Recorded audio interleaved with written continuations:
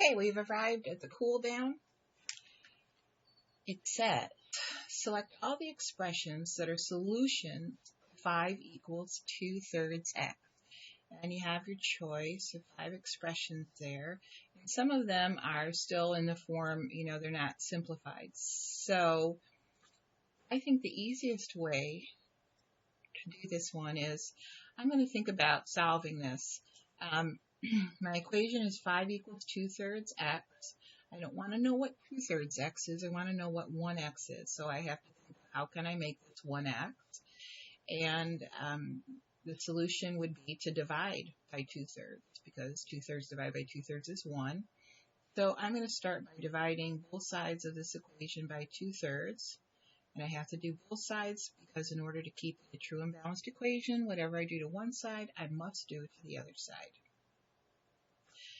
So now I have 2/3 divided by 2/3 is x. So I have 5 divided by 2/3 equals x. So let's see. Oh, look. That looks like B.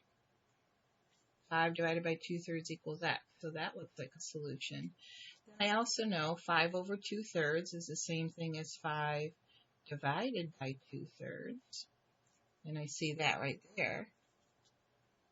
So 5 divided by 2/3 is x. So that's the solution. I know 5 divided by 2/3 is the same as 5 times. I'm going to do my keep, change, flip.